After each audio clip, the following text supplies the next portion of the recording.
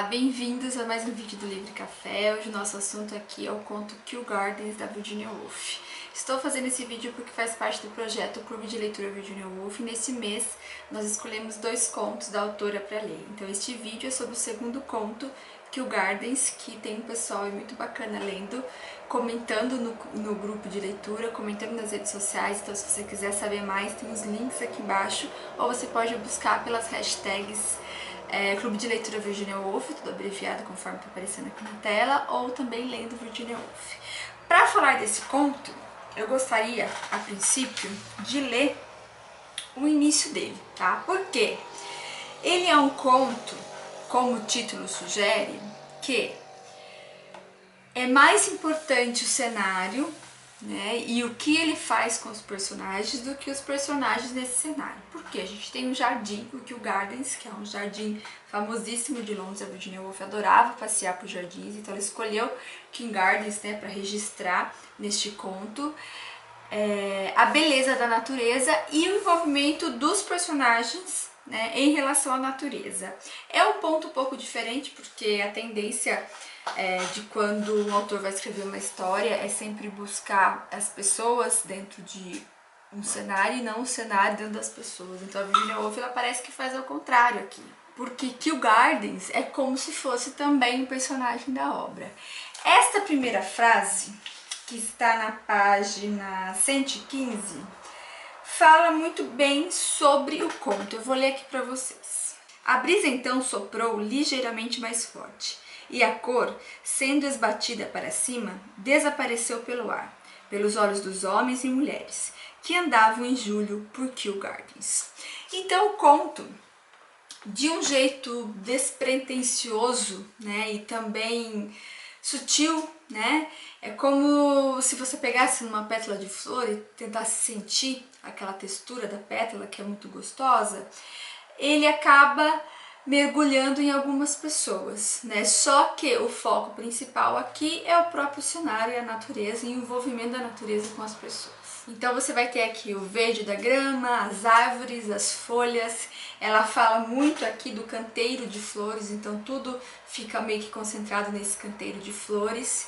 Você vai perceber nestes momentos, né, do jardim, das coisas acontecendo da natureza nesse jardim e pessoas que por ali passam. Então ele fica bem nesse ritmo de que, imagine que tem uma câmera parada ali focando nesse jardim, nesse canteiro, né, de flores e as pessoas que por ali passam. Então também de um jeito a gente consegue perceber alguns paralelos, né, da natureza, principalmente de um personagem, acho que a gente pode chamar de personagem, que é um caramujo que tem na história.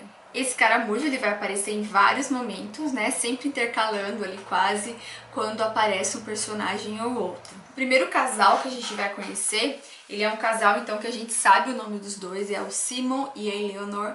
Eles estão caminhando pelo parque e ele, né, um homem que é casado com ela, lembra-se da primeira vez que ele pediu uma mulher em casamento naquele parque. Ele fica em dúvida se comenta com a mulher dele, se ela não vai ficar chateada com o lance de ele dizer, olha, eu tô lembrando aqui da menina que eu pedi em casamento há tanto tempo atrás.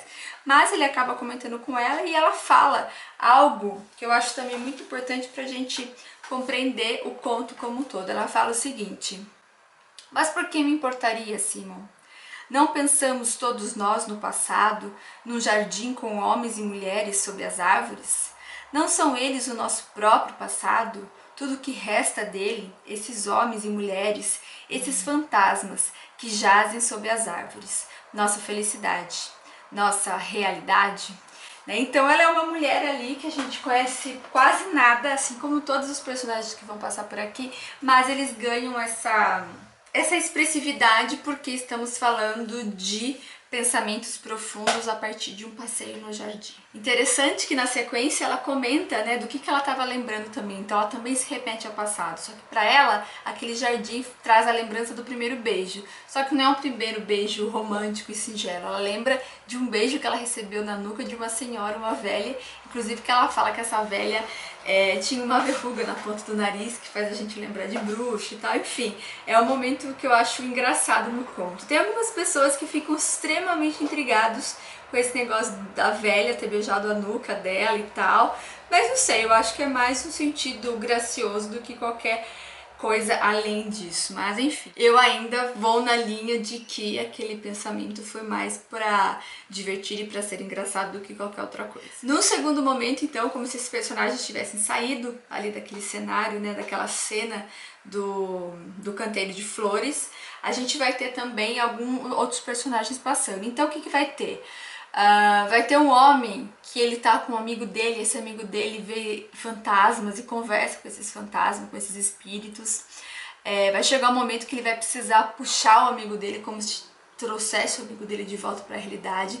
Vai ter duas senhoras que eu acho incrível, elas têm um diálogo ali que ninguém entende direito, mas elas estão prestando atenção no homem que vê espíritos e tal. Então as coisas começam a se relacionar. Nesse tempo, né, quando vai trocando ali um personagem pro outro que vai passando pelo jardim, a gente tem também a figura então do caramujo que eu comentei com vocês. Esse caramujo é muito interessante porque aquela lentidão toda do caminhar do caramujo, mas ele também com os anseios dele como ser humano, né? Ele tá ali tentando contornar uma folha e ele tem medo que a folha faça com que a folha quebre, né, por causa do peso dele e tal. Então tem toda essa relação que é muito interessante a gente pensar também na importância, né, da relação da vida da natureza, da vida dos seres humanos e tal. Então eu acho bem poético isso, muito bonito pra gente pensar em várias questões a respeito do respeito mesmo que a gente tem que ter com a natureza. Então o conto ele acaba caminhando para essa linha. Ele te dá um cenário de um jardim, de um belo jardim, e também essas camadas que ora fala do passado, tem um beijo, tem espíritos, tem a questão da velhice, daquelas senhoras que falam coisas que ninguém entende.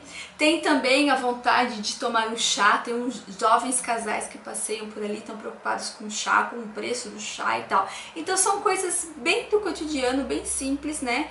E de cenário, plano de fundo, essas descrições que a Virginia dá sobre o jardim que são maravilhosas e incríveis. Então, por essas descrições que a Virginia Woolf, uma coisa que eu sempre acabo pensando e principalmente ficou claro para mim nesse conto é essa relação que ela tem com as artes plásticas, né? A irmã dela, a Vanessa Bell, como era uma artista plástica, ela tinha muitas referências, né, por, acredito, conversas com as irmãs. Então, alguns contos dela, até alguns romances, né, ele parece que é um quadro impressionista, assim, sabe? Aquelas texturas de cores e sensações, mas que não fica muito nítido, mas ao mesmo tempo tem uma profundidade e o conjunto de tudo fica muito belo. Então, esse conto eu acho que ele vai muito nessa linha, sabe? Por quê? Ela usa o cenário da natureza, a flor e tudo mais, como se fosse capaz de pintar. E essa pintura que ela fala aqui acaba se misturando com esses personagens. Então, por isso, pra mim, eu tenho essa ideia, assim, mais ou menos, de um conto com características do impressionismo, que é muito bacana, muito interessante. Outro ponto importante que ela acaba questionando também, e isso se faz presente nas outras obras da Virginia Woolf, é a questão do silêncio, né? Então, assim, ela sempre fala que ela gostaria de ela escreveu no diário dela, inclusive, que ela gostaria de ter escrito um romance sobre o silêncio. Tem uma personagem, se eu não me engano, do livro A Viagem, que fala que gostaria de escrever sobre o silêncio, só que isso acaba sendo muito difícil, né? Por isso que sempre tem um barulho, e aqui ela comenta disso. Eu não sei para outros leitores, mas para mim, depois que eu li, eu vi que faz muito sentido realmente com o jardim. Então, se você procurar uma praça, um jardim que fique no meio da cidade, e você entrar e passear por ali, você até vai sentir um tipo de silêncio, né? Como se fosse reconfortante estar ali, escutar o barulho das árvores, dos pássaros, pessoas passando, crianças brincando, etc. Só que você identifica isso com o silêncio porque é um barulho diferente da tua rotina, né? Então ali, há 10 minutos atrás você estava numa rua movimentada, carro, caminhão, ônibus, etc. E esse barulho poderia até te incomodar, mas o barulho produzido pela natureza, ele acaba sendo um barulho de silêncio. Não sei se isso dá pra entender, eu que tô ficando meio maluca, mas eu acabo fazendo essa relação, porque é um barulho da natureza, né, de algo que a gente não controla, de algo que a gente sente algum tipo de mistério, né, como a vida desses personagens aqui que aparecem tão pouco e que a gente pode considerá-los como segundo plano, eles ganham importância nesse sentido, né, que o passeio para eles continuou. Será que eles continuaram em silêncio? Será que eles continuaram conversando ali sobre alguma coisa, né, e dessa busca deles, né, você percebe ali com clareza, principalmente os dois primeiros personagens que ele acabou, a moça principalmente, né, a Eleanor, né, que ela fala, que ela relaciona, né, o passeio como coisas que homens e mulheres fazem, né, e o pensamento que é natural que ele vá para o passado e vá para o presente também, enfim. Eu acho que a beleza do conto, então, tá nisso, né, dessa percepção que o leitor pode ter e encarar esse conto aqui como um quadro de um momento, e você tem impressões das coisas, né, como uma característica do impressionismo. Você tem a impressão que ele tem uma pessoa caminhando, você tem uma impressão que ele tem uma flor, você sente cheiro, você sente texturas, isso tudo é muito legal. Eu acho que, de todos os contos da Virginia Woolf que eu li, esse Kew Gardens ele fica muito marcado por isso, por essa contribuição da natureza tão forte em cima das pessoas.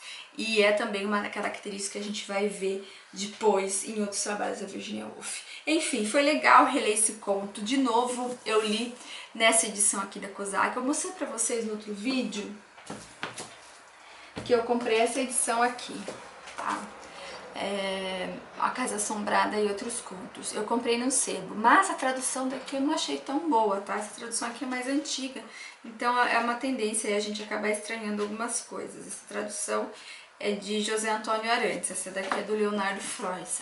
A tradução do Leonardo Frois, ao meu ver, soa mais bonito, é mais fácil, o texto tá mais fluido e tal, e que faz lembrar mais ainda o estilo da Virginia Woolf. Enfim, espero que vocês tenham gostado do vídeo, não se esqueçam de curtir, compartilhar e até o próximo. Tchau!